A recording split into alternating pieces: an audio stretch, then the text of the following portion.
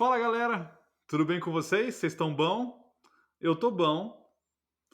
Bate-papo de hoje, fácil de explicar. Vamos bater um papo muito show aqui com Samuca, o Rafa Pilon, Pedrão e a Tati e o Edu, convidados super especiais direto da Dinamarca. É tudo que você tem que saber. Fica aí e escuta. Bora!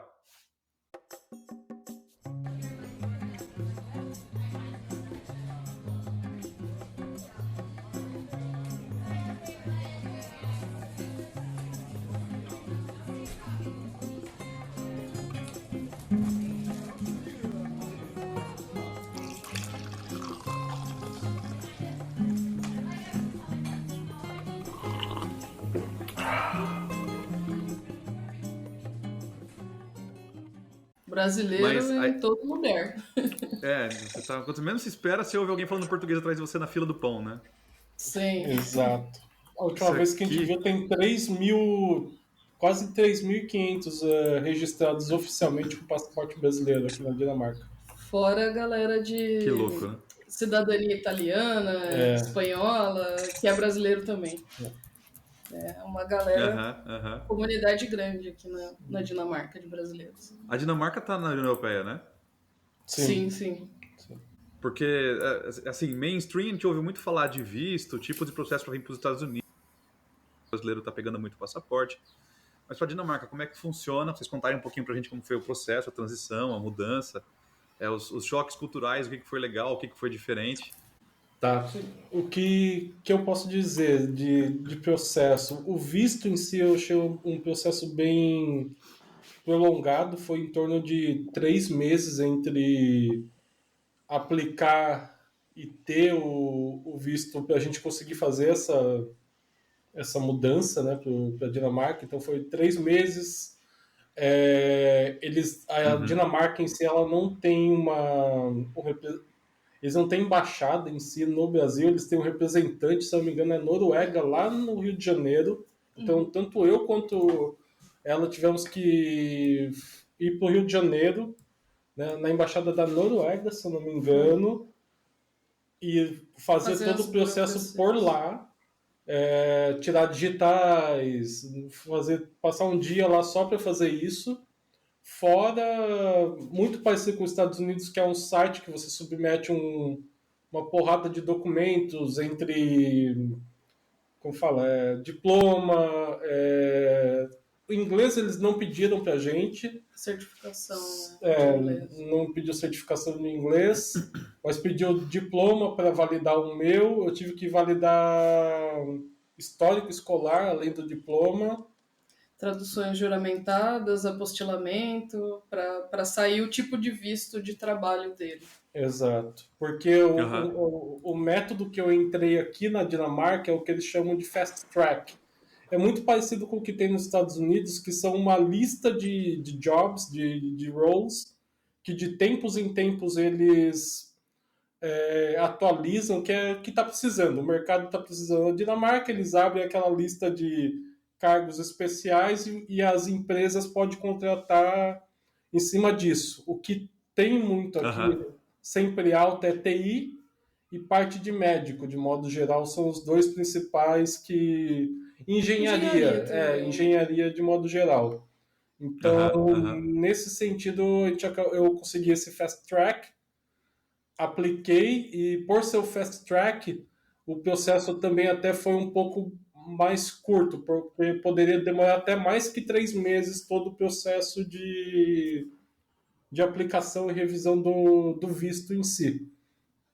Aí, da maneira que funciona, ela está atrelada ao meu visto, ela só não pode trabalhar na mesma empresa que eu, ela teria que gerar um novo visto, mas qualquer outra empresa ela poderia trabalhar sem nenhum problema com esse visto que ela está atrelado a mim. Então, assim, foi bem, bem bacana nesse sentido. Pô, mas 3 meses é um prazo bem bom, né? Para toda a revisão, saída do visto, documentação. Sim. Eu estava esperando um pouco menos por exemplo, quando você faz um B1, B2 para os Estados Unidos é um mês. Eu estava imaginando que seria alguma coisa equivalente, né? Mas por ser um visto diferente, acabou demorando 3 meses. Mas foi... Tudo orientado pela empresa também. Tudo orientado. Eles forneceram uma assessoria para mim, no caso que...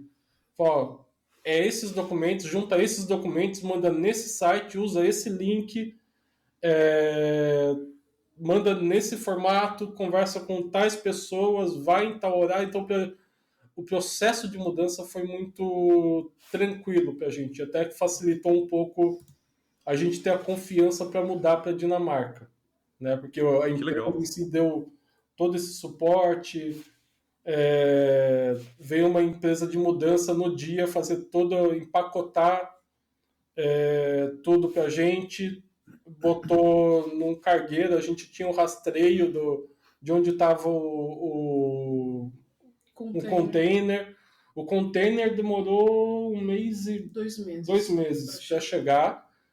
Então a gente ficou numa residência temporária que a empresa deu para a gente durante esses 2 meses, mobiliada. Eles deram uma ajuda de custo para a gente também, além do salário. E durante todo esse processo, assim, a empresa, não só durante os 2 primeiros meses, o meu gerente perguntava: como você está? Como sua esposa está? Tem alguma coisa que a gente possa fazer para melhorar isso? Tem alguma coisa que está faltando? A gente estava nesse apartamento temporário. Enquanto isso, a gente teve uma assessoria de uma pessoa local para ajudar a procurar apartamento para a gente. Então, assim, foi bem bacana, porque aqui tem todo um contrato, né? Você, quando entra na Dinamarca, você tem o equivalente do CPF, que chama CPR, e sem isso você não faz nada aqui na Dinamarca. Você não consegue alugar um imóvel, você não consegue abrir uma conta em banco, então e tudo mais. Essa assessoria foi guiando a gente, vai no banco hoje, tá aqui a carta da empresa, esse é o seu CPR, faz isso. Foi muito tranquilo. A gente teve que ir no Siri, que é o equivalente do... Polícia Federal. Uma polícia federal deles aqui. Para fazer identificação. Tirar digitais. A gente tem um ID local também, que é como se fosse o Security Code do Social Security Code dos Estados Unidos. A gente tira ali, chega aqui no nosso apartamento, tem uma carteirinha equivalente ao que seria o do SUS, que eles chamam de Yellow Card, que é com ela que você vai para todos médicos aqui, registro e tudo mais. Que é tudo público, né? Tudo público. Tudo público. Tudo público. A gente tem um GP, que seria um... médico da família. Um médico da família, exato. Então, tudo que a gente marca é com ele. Algumas especialidades tem que ter o encaminhamento do GP. Se não tiver, você não consegue. A não ser que você pague privado. E aqui, parte privada é bem pouco. E muito caro. E muito caro. Tudo aqui é caro. Muito caro. Fazer um exame de sangue aqui é muito caro. O que a gente está acostumado a pagar super barato no Brasil é super caro aqui. Mas você tem esses serviços dentro da rede pública também, ou você tem que pagar o particular? Eu tenho, mas eu tenho o médico da família tem que enxergar uma necessidade. Não é que nem... A gente, eu tô querendo ver se tá tudo bem com o meu colesterol, blá blá blá. Não. Essa cultura de check-up do Brasil é muito diferente aqui. Eles não têm essa parte de medicina preventiva. Não, isso é muito difícil. Por conta também da saúde ser pública, né? Então, é um negócio bem mais restrito, mas o que a gente escuta falar é: se você tiver um problema de saúde, você tem um atendimento muito bom. Mas, assim, essa coisa de preventiva é muito... Eles são meio que, assim... Os dinamarqueses, eles são saudáveis. Eles comem comida boa, eles têm um equilíbrio de trabalho e vida pública, vida privada, né, equilibrada, então eles dificilmente eles são estressados, eles trabalham muito.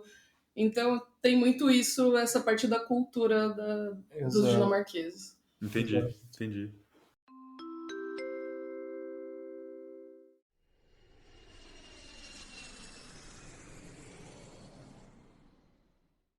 E aqui, por exemplo, é muito comum. Aqui é uma jornada de 37 horas semanais. O trabalho CLT, o full time. E é muito comum, muitas vezes, por exemplo, é quase uma heresia você marcar uma reunião 3 horas da tarde aqui. Porque muitos têm família já e o cara sai 3h30 para buscar o filho na escola.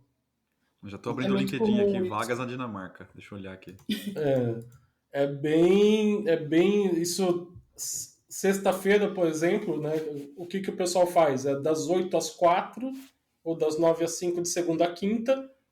Sexta-feira, normalmente deu 2 horas da tarde, você já não vê mais ninguém no escritório. Ou muitos ficam até de casa mesmo, numa sexta-feira. E principalmente, até já falando um pouco da questão de clima, principalmente no verão, muitas vezes eles entram até mais cedo e saem mais cedo para curtir o sol. Porque o sol aqui vale ouro para eles. Para nós também. Isso lembra muito da Alemanha, né? Também. A Alemanha é assim. Exato. Então, assim, eles prezam muito pela work-life balance. Isso é muito importante para eles. Família, tanto que para ganhar a confiança de um dinamarquês, você ser convidado para um evento na casa de um dinamarquês leva-se tempo, né, de modo geral. Dentro do ambiente de trabalho, eles são muito orgulhosos de tudo que eles fazem, eles prezam pela qualidade. Não é uma coisa de você entregar aquele hotfix, aquele tapa-buraco para levar isso e depois arrumar. Não, eles vão entregar qualidade e eles têm o tempo aqui. Isso que é a grande diferença. Então, todo projeto, todo que a gente conversa, muitas vezes, se você trabalha num time, você tem uma tarefa no seu backlog. Você vai discutir com o seu time qual que é a melhor maneira. Vai existir um brainstorm, não vai ser uma decisão top-bottom. Eles querem que você tenha esse brainstorm e essa discussão sobre quais são as possibilidades. E aqui é muito tranquilo de eu questionar meu gerente, meu diretor, em uma conversa assim, normal. Assim, não, mas você está falando bobagem, você está falando besteira. Mas você tem que vir com argumentos, coisa que no Brasil é uma coisa que eu, pelo menos, eu tinha que pisar em ovos muitas das vezes para ter uma discussão com um gerente, um diretor. Aqui não, eles até prezam que você fale assim, não, você está falando, está errado por causa disso. E até um dos grandes choques que eu tive no ambiente de trabalho foi justo isso. Você está numa reunião, eles têm paixão por tudo que eles fazem, pela entrega. Então você vai ter as pessoas defendendo os pontos delas e os argumentos a ferro e fogo, e você vê discussões acaloradas. Saiu daquela reunião, o cara, vamos tomar um café? Vamos tomar uma cerveja depois daqui? Eles conseguem ter muito claro essa distinção do que é trabalho, do que é a pessoa. Então as coisas fluem muito mais tranquilamente no ambiente de trabalho. Foi uma coisa assim que demorou um pouco para mim aprender e questionar. Inicialmente, quando eu estava aqui, um dos grandes problemas foi assim, questionamentos para mim eram mais um questionamento à figura do que eu estava entregando e não um questionamento, mas será que essa mesmo é a melhor opção? Como que a gente pode melhorar? Como que a gente pode fazer uma entrega melhor? Eles não têm microgerenciamento aqui. Eles acreditam eles acreditam muito, se você está ali, você tem uma visão muito clara do que você está ali para fazer e que você vai sempre dar o melhor em tudo que você está entregando. Então a Eu queria, confiança é muito forte para eles. eu queria só fazer um comentário. Você falou um monte de coisa, cara, que eu acho muito foda. E que são, assim, contradizentes com relação a uma estrutura de gestão clássica, mais antiga, muito rigorosa às vezes, e até como a gente, nos Estados Unidos mesmo, vê o modelo de trabalho. Você falou que trabalha 37 horas semanais, sextas-feiras às vezes pode ser de casa, é mais leve, sai mais cedo, vai curtir o dia. A questão da preocupação com o equilíbrio, da qualidade de vida. E aí, assim, na mesma frase, quase você encaixou falando que a galera tem muito tempo de trabalhar e pensar no produto, pega pela qualidade, é desafiado, que é saudável para discussão de ideias, criatividade. E é interessante ver isso. Assim, aqui nos Estados Unidos, até quando você comentou da sexta-feira, né, que no dia bonito, tá sol, não sei o quê, o americano pensa, olha que dia lindo, sol, vamos trabalhar 18 horas até o ouvido sangrar. Esse dia tão bonito. Então, e mesmo assim, às vezes, na correria, na loucura, parece que falta tempo. Então você vê que a correria e o volume de horas não é o que necessariamente traz a tranquilidade para desenvolver alguma coisa de qualidade. Exato. E assim, aí eu vou dar uma carteirada aqui, porque você trabalha na Lego, que é um produto mundialmente reconhecido, foda demais, inovador, que não para de lançar coisa nova, então claramente funcionando, né?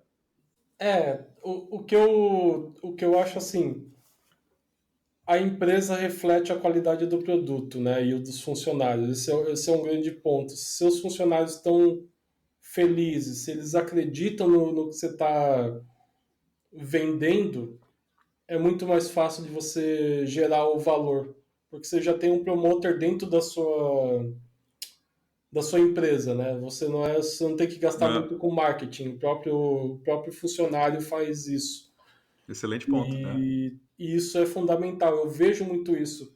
Eu trabalhei quase 12 anos dentro do Brasil e a gente, em todos os lugares que eu trabalhei, a visão do funcionário ser um promoter não era tão enfatizada e muitas vezes era muito mais um selo Great Place to Work, um survey que o pessoal mandava e você tinha que dar next finish e muitas vezes é até baseado no seu bônus ou alguma coisa do gênero. Aqui eu vejo que é muito mais natural, porque as pessoas acreditam e veem que você... Eles trocam também aqui, por exemplo, muito fácil de emprego. Se eles verem que não existe muita... não faz sentido o emprego para eles, ou se eles não concordam muito com o que a empresa está fazendo, eles trocam também. Eles têm muito essa flexibilidade, porque aí vai até uma questão social do governo. Mas eu acho que é muito importante isso que você falou também, Rafa.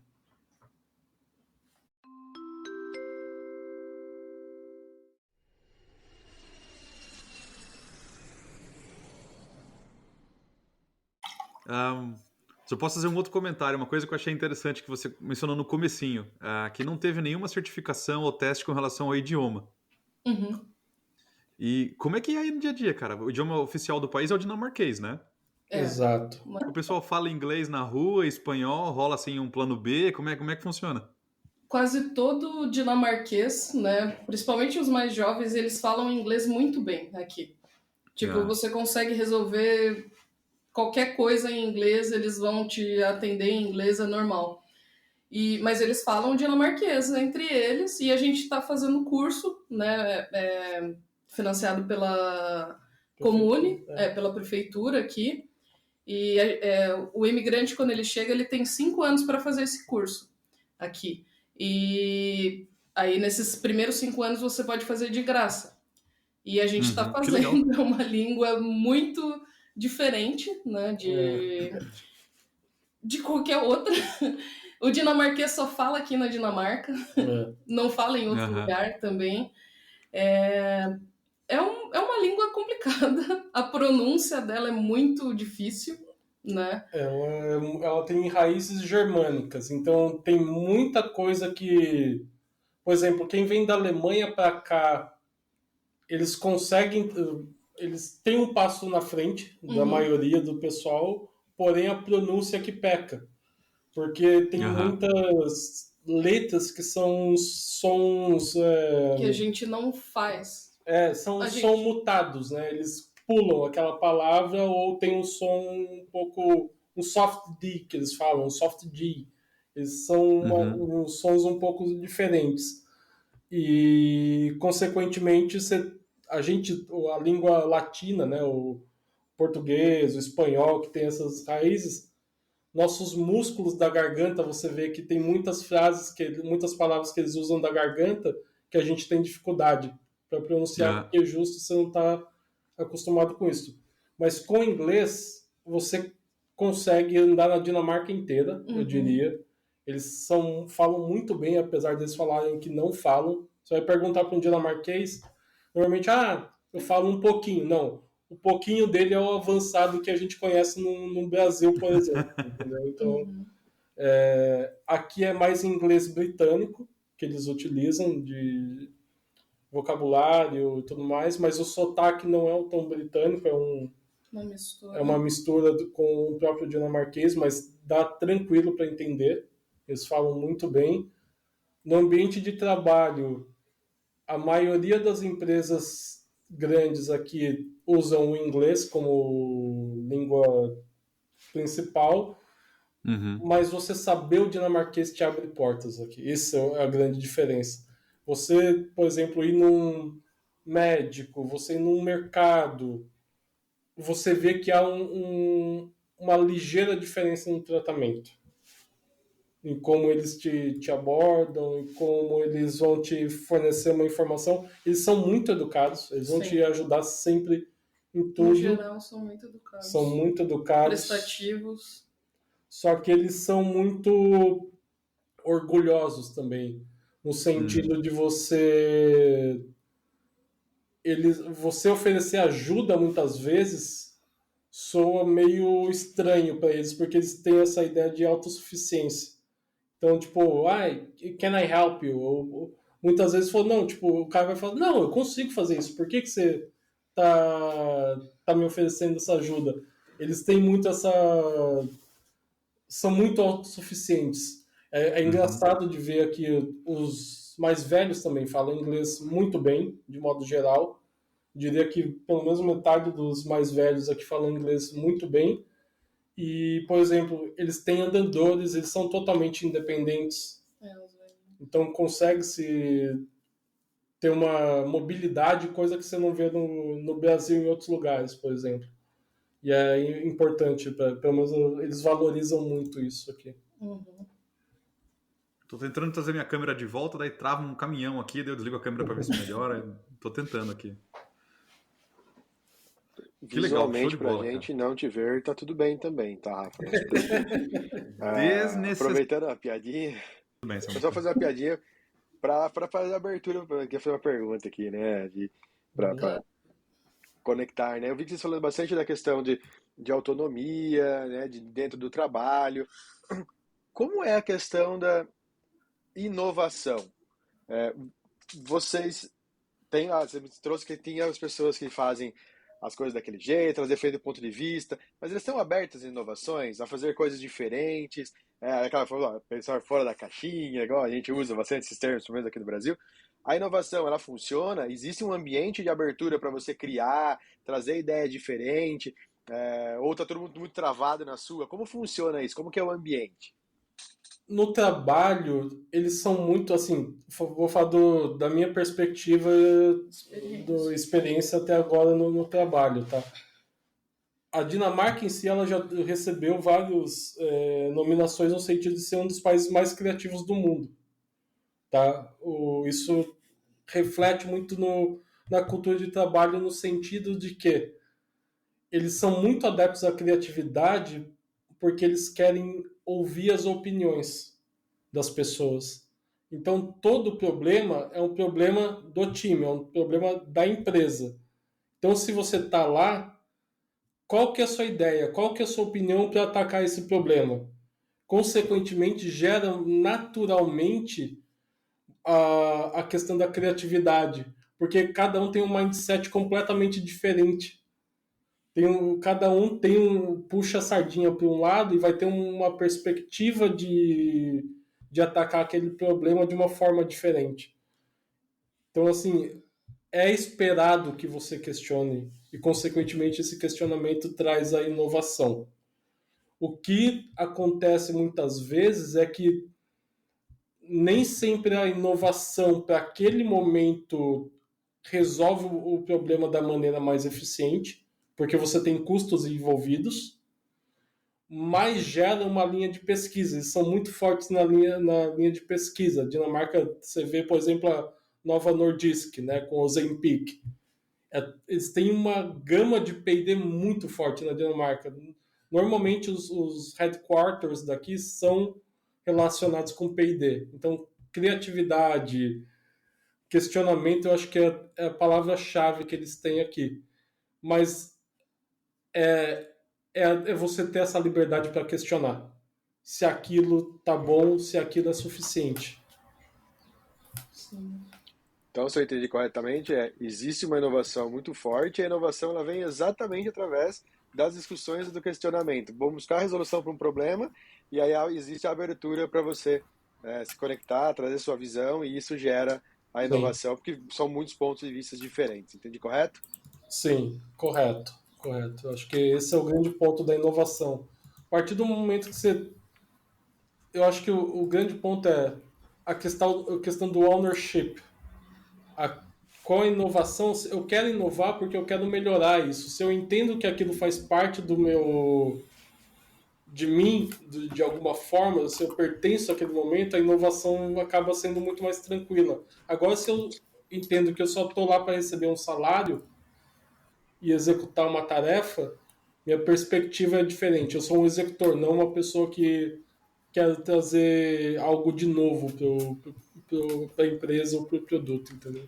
E até colaborando com essa pergunta do Samuel, né, tem um critério que Pedro e eu, a gente frequentemente estuda em Design Thinking, que é o Global Innovation Index, né? É um estudo global sobre as nações mais inovadoras do mundo, né? A gente acaba puxando bastante esse estudo para o nosso mundo de Design Thinking, porque ele colabora também para a gente entender, né, onde que isso está mais aflorado, né? E a Dinamarca, nos 3 últimos índices, né, em 2019, 2022 e agora 2024, ela sempre foi top 10, né? Hoje ela é a 10ª nação mais inovadora do mundo, né? Que é um índice legal porque ele vê número de patente, vê o quanto que o incentivo público e privado, né, ele é feito nesse fim, né? Então, de fato, é uma nação que conversa muito sobre isso.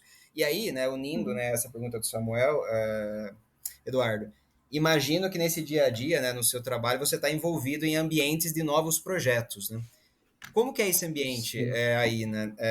Ele é diverso, ele é mais presencial, mais remoto, ele usa técnicas, né, ou ferramentas muito diferentes do que você via aqui. O que você tem contato, né, nesse dia a dia? Aí já puxando, né, um pouco aqui, né, para a minha área, né, do Pedro também, né, mais voltada aí no ambiente de projetos. O que eu vejo muito o dia a dia de trabalho, eles são muito focados, isso até reflete nas 37 horas de trabalho, que é qual o problema que eu tenho para resolver. Tudo parte de execução em cima de problemas. Qual que é o problema? Aquilo é um problema real ou é um desejo de um usuário, uma coisa... Então, assim, a partir do momento que eles entendem que aquilo é um problema, você vai usar as metodologias que existem para aquele problema. Não é simplesmente um conjunto de buzzwords. O que eu quero dizer com isso? Eu não vou, por exemplo, usar um Lean Six Sigma para resolver um problema de, por exemplo, nossa, por que as pessoas estão caindo muito da escada? E aí descobre que é porque está todo mundo no celular. São avaliações muito empíricas, são muito práticas. Eles têm muito essa noção nesse aspecto. Então, todo problema, eles entendem que, primeiro, qual é o famoso 80-20, né? 20% de efetividade para fazer tudo ser executado de uma maneira eficiente. No dia a dia de trabalho, a gente gera backlog em cima de problemas. Se o usuário traz para a gente um problema que é referente à plataforma nossa, a um produto nosso, a gente vai entender se aquilo é uma melhoria, se é uma feature, se é um ponto de melhor, às vezes é documentação. Muitas das coisas que a gente aprendeu aqui com análise, por exemplo, com comunicação e documentação. E não foi trazendo achismos ou veio na minha cabeça. A gente trabalha com métricas. Tudo que está aqui, a gente vai... eu quero aumentar a performance do meu sistema. Quanto que é o desejado? 1 segundo? Eu quero chegar em 80%? Eu faço toda essa análise de, se eu aumentar hardware, se eu aumentar o número de pessoas, eu vou alcançar isso? Eu faço o evaluation de todos os projetos para ver se é viável. E aqui é tranquilo, falo assim, não é viável, gente. Vamos dropar esse projeto porque o cost dele não faz sentido nenhum. Tá? Então, assim, linha de trabalho, a gente é muito sincero para falar, isso é uma porcaria, não faz sentido, vamos dropar, ou não, vamos fazer isso, vamos executar, e esse é o custo, você tem o tempo necessário para fazer aquilo. O importante é executar e garantir que aquilo vai ser realmente utilizado.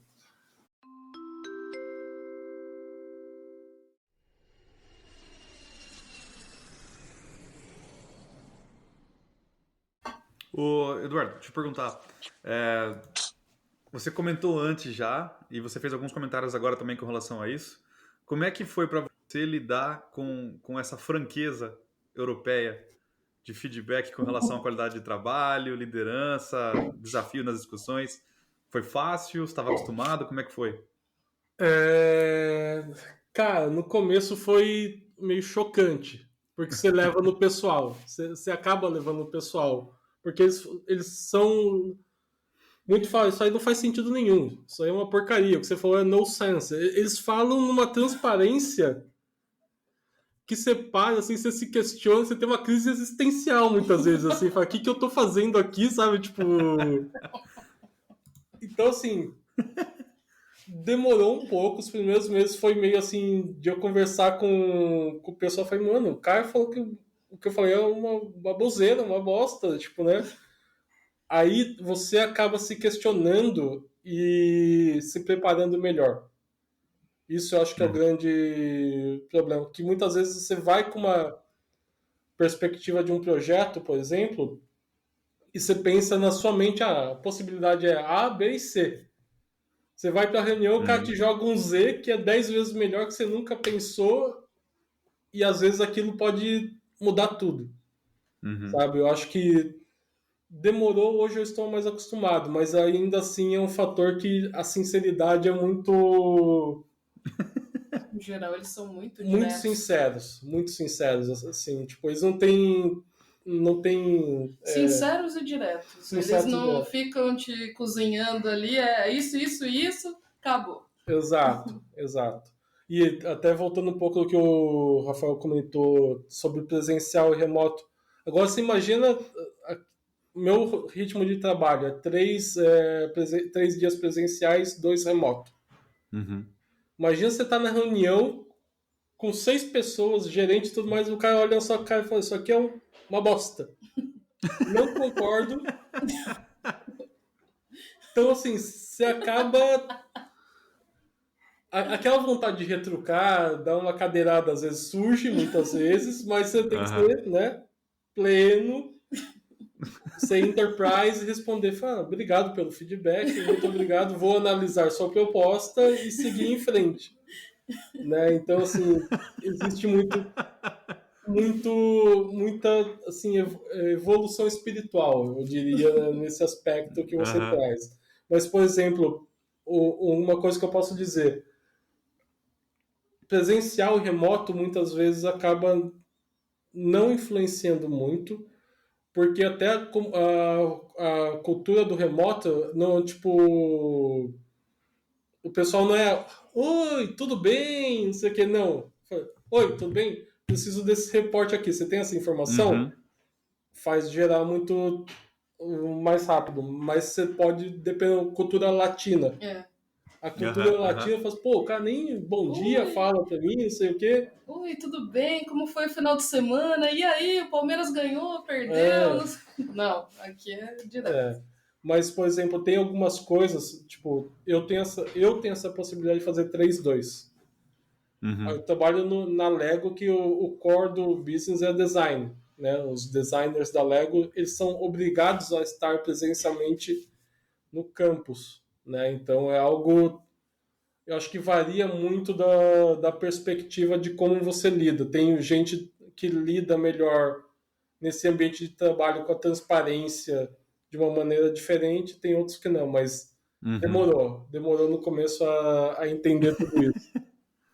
Eu me lembro, cara, uns anos atrás, vários anos atrás, né, entregando a experiência e a idade, tava numa discussão em reunião também, com uma galera de vários países diferentes, e daí eu lembro de um cara, levantou na reunião discutindo com o outro, e ele falou assim, não, isso aqui tá uma porcaria, porque bem nessa linha do que você comentou, assim, bem franco, bem direto, e acho que a gente tinha que revisar isso aqui, não sei o quê, porque esse plano não funciona mais, era um plano de projeto. E o cara que estava sendo criticado levantou e falou assim, não, então a gente tem que falar com o seu chefe lá, fulano de tal, porque foi ele que pediu esse plano aqui, se isso tá uma porcaria, você tem que pedir pro seu chefe lá mudar o plano. E a coisa esquentou, sabe? Eu vi em volta todo mundo na reunião meio que encolhendo na cadeira e os caras batendo boca. E 2 horas depois foi o que você falou, todo mundo numa mesa tomando cerveja e conversando super de boa, como se nada tivesse acontecido, e eu imaginando, cara, se fosse comigo, acho que eu ia tacar a cerveja na cabeça do cara aqui, já ia começar uma briga, cadeirada. E é difícil, né? Mas não é por mal, não é pessoal, é como você falou. É difícil quebrar isso na nossa cabeça, né? Eu acho que a diferença que a gente tem muitas vezes é que a gente vê muitas vezes o ambiente de uma reunião não como o propósito de resolver um problema. Pessoal, a gente está sentado aqui para resolver um problema em comum. A gente vê muitas vezes como uma oportunidade de receber um ataque, muitas vezes, de questionar o seu trabalho e tudo mais. Então você acaba já indo meio que armado, né, para aquela reunião já de o cara, ó, aquele ali vai vir falando, questionar meu trabalho. E aqui não, a gente, ó, pessoal, o problema é esse. E é uma coisa também que eu senti muita diferença. Eles valorizam muito reuniões aqui. Então muitas vezes eu vou marcar uma reunião, eu já cansei de ver de o cara mandar uma reunião e tá tudo bem. O cara manda uma reunião, discutir projeto X, e manda um invite para 20 pessoas. Description, nada. Você não sabe qual que é o outcome, qual que é o objetivo daquela reunião. Aqui, você mandou alguma coisa assim, recusa e tá tudo bem. Coisa super a favor. Super Tá prático, tudo bem, né? cara. Legal isso. E a ponto de você, muitas vezes, estar na reunião, a proposta da reunião ser uma coisa completamente diferente do que tá no description, você pode dropar, você pode sair da reunião e tá tudo bem. Porque fala assim, eu não tenho o que agregar nessa reunião. Pelo que vocês estão querendo discutir, não tenho o que agregar. Tem. E tá tudo bem. Eu acho que assim, eu não me vejo isso no Brasil. Por exemplo, eu não acho que eu teria essa confiança. Soaria rude, soaria de várias outras maneiras. Aqui não. Não tenho o que agregar. Partiu, falou, tchau. E pontos legais aqui, né, Rafa? Que o Rafa comentou também, né, sobre a gente tava falando sobre inovação, né, sobre a gente ter um ambiente que a gente quer gerar coisa nova. É muito difícil fazer isso em um ambiente que está todo mundo concordando um com o outro também, né? Então, eu gosto muito da ideia do disagree and commit, né? Então, não necessariamente eu vou concordar com a decisão que a gente vai tomar nesse colegiado, mas eu entendo que ela é importante para que o todo funcione, né? Então, é disagree, né? Mas eu commit, né? Estou junto com vocês, né? Me comprometo com essa task, né? E sobre as reuniões, né? Essa prática que a gente tem criado, né? Dos convites sem pauta, só o título, assim, né? A gente trabalha com projeto, né? Aí vem aqui um convite que eu recebo, projeto. Gente, eu vou falar do que nessa reunião? Então, assim, eu acho que tem alguns costumes back to basics, né? Que a gente tem chamado do nosso dia a dia, né? Que é mandar uma pauta, né? Pensar nas partes interessadas, né, que vão estar envolvidas, mandar uma ata depois, né? Para consolidar as ações, né? Não aquela ata lá do passado, né? Que a gente mandava por fax, né? Para o cliente, né? Mas uma ata ainda com 2 açõezinhas, né? 2 bullets bacanas, cara, funciona bem demais. E são práticas que talvez nesse time multicultural e multifuncional ele seja ainda mais necessário, né? Então é muito legal ouvir essas reflexões e ver que, dependente do local do mundo, né? Aqui a gente está falando do Brasil, Estados Unidos e Dinamarca, elas conversam, né? Porque elas conversam com inovação, conversam com uma forma de ver uma resolução de problemas, uma gestão de projetos que ela está voltada em funcionar, né? Independentemente da prática e do que eu quero fazer, né? Mas eu quero que isso funcione. Eu acho que um pouco da grande dificuldade, muitas vezes, eu pelo menos entrava em muitas reuniões no Brasil, ou até em projetos mesmo, de começar projetos, e não estava claro para todo mundo qual que era o objetivo. Para que eu estou fazendo isso? Porque eu estou injetando dinheiro nisso. Eu estou injetando horas de pessoas, eu estou injetando know-how, né, alocação de pessoas. Para que eu estou fazendo isso? Muitas vezes eu via no Brasil esse questionamento, mas para que a gente está fazendo isso, gente? Porque muitas vezes havia algo top bola e você tinha medo de questionar a gerência e tudo mais, e na sua cabeça não fazia sentido. Aí imagina você gastar uma semana da sua, da sua vida trabalhando num negócio que você não sabe para que serve, quem vai usar, qual o impacto que isso vai gerar. Isso que eu acho muito importante aqui, eles pesam muito pro impacto. Quantas pessoas vão usar isso? Como isso vai beneficiar a vida das pessoas? Isso é muito importante. Não é só porque alguém teve uma ideia, um sonho mirabolante e tentou resolver. Tem que ter base, dados, métricas. Isso é outra coisa importante. Quando você vai questionar aqui em reuniões, você quer questionar? Traga dados e fatos. Não é Wikipedia, não é um. Assim, traga algo para sustentar a sua ideia, porque eles pesam também pelo que você fala. A sua palavra é muito importante. Então, se você vai falar assim, ó, isso aí tá errado, não é porque eu acho, é porque, ó, essa métrica me disse isso, o forecast desses dados estão me dizendo isso, não é um achismo. Acho que isso a gente é uma coisa que a gente precisa prezar mais e questionar no ambiente de trabalho. Olhando essa questão que vocês comentaram de você poder... Bom, você recebeu um convite lá, vazio, né? Como o exemplo que vocês deram, e aí o pessoal aí se sente completamente livre para recusar o convite. Eu vejo um link disso muito grande, até mesmo com a sinceridade do feedback aí que o Vulcani comentou, né? Que vocês também comentaram. De você poder realmente se sentir livre para, de certa forma, recusar alguma coisa que não está contento, né? Pô, mandou um convite sem qualquer... Mandou só com um assunto, eu não sei o que vai ser discutido, não sei qual é o meu papel lá, não sei se eu tenho, de fato, um envolvimento grande com aquilo. Então, eu não vou desprender meu tempo para algo que eu não sei, né? Naquilo que eu, de fato, vou estar investindo meu tempo. Sim. Eu vejo um link muito grande disso com a questão de dar um feedback sincerão, né? Eu acho interessante isso. Parece que eles se sentem mais livres em relação a esse aspecto, né? Esse momento de você, de fato, discordar ou de você, de fato, recusar alguma coisa, né? Eu achei bastante interessante esse ponto. O que eu digo muito aqui é, na Dinamarca, esteja preparado para ser questionado. Uhum. Seja em tudo que você fala, mas é no sentido de, se eu estou questionando é porque eu me importo com isso.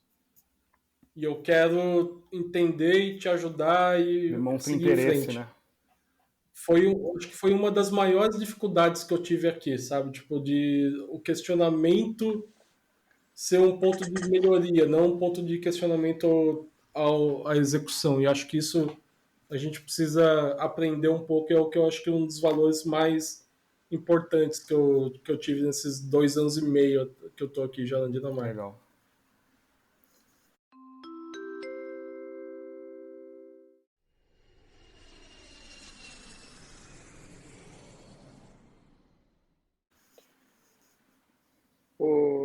Tati, permita-me a pergunta.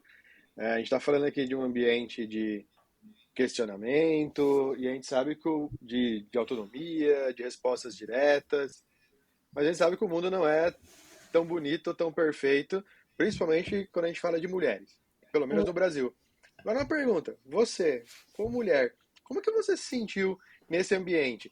Você se sente que você pode também falar? Você sempre preconceito por você perguntar simplesmente porque você é mulher? Como você se sente nessa cultura? Como foi para você mudar?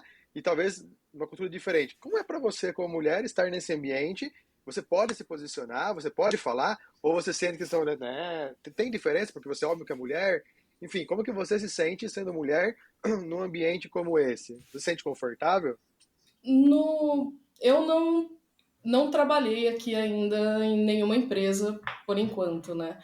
Mas, assim, o que eu converso com as minhas colegas aqui, minhas amigas, que trabalham e tal, no geral, elas falam que a parte de igualdade de gênero, ela é bem mais igual, assim, é bem diferente do Brasil também. Eles são bem menos machistas no geral, né? Assim, no ambiente de trabalho. São esses os relatos que eu tenho, assim, das amigas que trabalham Tem bastante mulheres em posições, né, de gerência, né, nas empresas, assim, e, e eles falam muito dessa questão de igualdade de gênero aqui na Dinamarca, né, de igualdade salarial, né, que tem bastante leis, né, que eles tentam deixar o mais igual possível, né? Mas é uma caminhada ainda, mas acredito que eles estão bem na frente de muitos outros países, assim, né, no geral. E, assim, uma das coisas também que tem aqui é a questão de licença maternidade e paternidade. Você tem acho que eu não lembro direito os números, né, amor?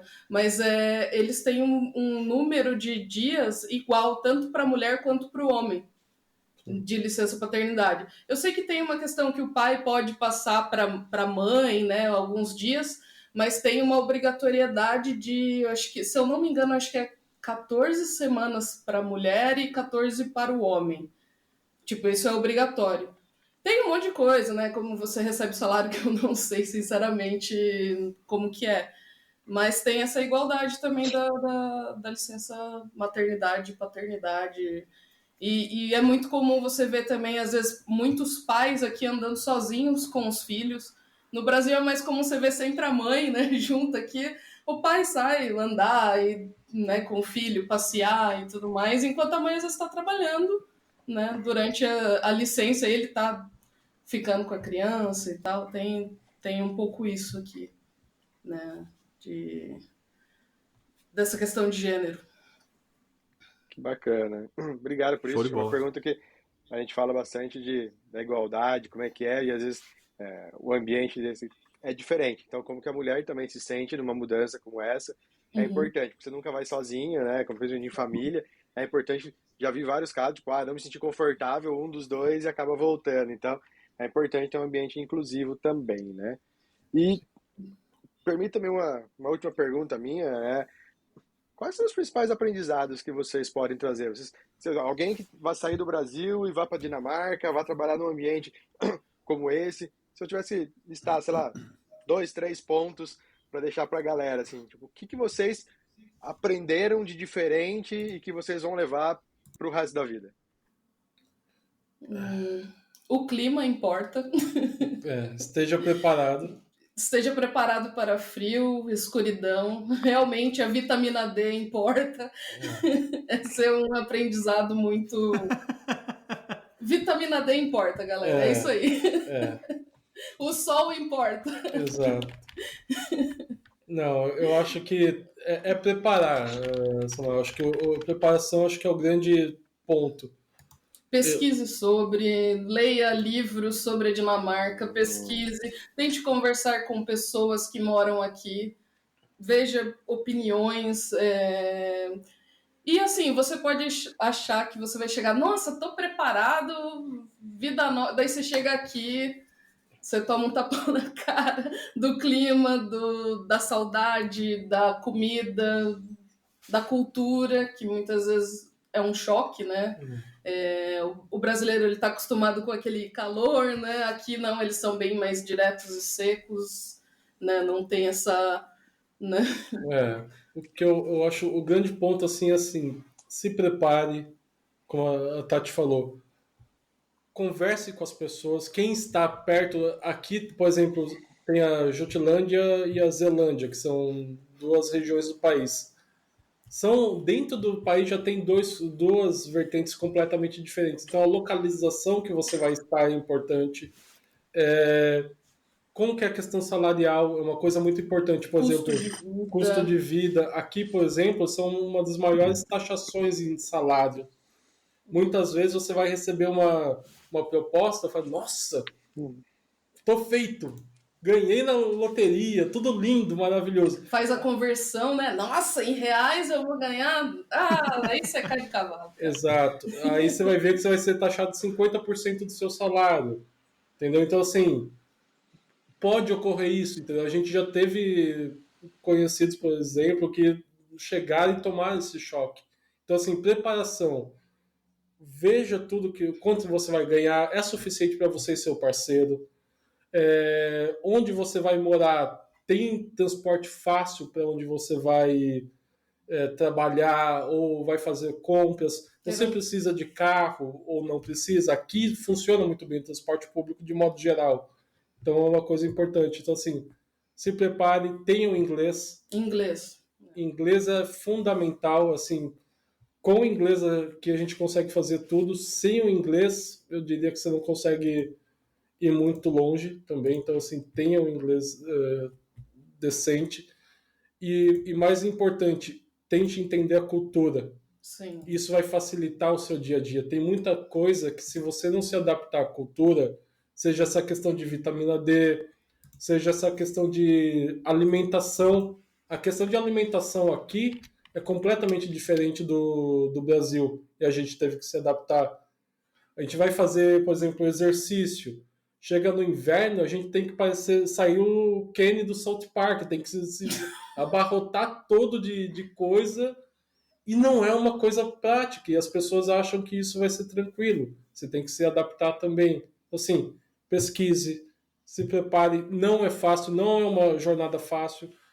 Aprenda a criar uma rede de apoio. Sim, isso é muito Tenha importante. pessoas que você crie uma relação, que você possa confiar, porque às vezes vai dar coisa errada, não vai ser 100% tudo dar certo. Então, assim, crie essa rede de apoio, saiba se relacionar com as pessoas, porque é ali que você vai fazer as coisas acontecer. Acho que pelo menos o que eu posso dizer para fazer como...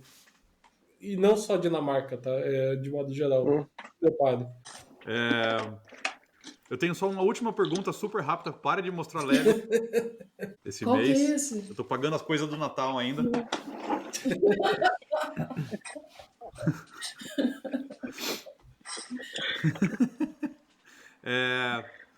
Tati, uma última pergunta super rápida, 30 segundos. Certo. Tem um cara vindo da Dinamarca pro Brasil, você já ouviu falar dele já? Emiliano Pérez, é bom ou não? Eu não sei. Não. Então... Ignora essa pergunta. É o volante novo do Palmeiras, Tati. Ele tava jogando na Dinamarca. Palmeiras contratou um volante da Dinamarca aí. Essa aí me pegou desprevenida também, gostei. Pra mim, eu já não acompanho tanto. Tá perdendo nada. Não estamos perdendo nada.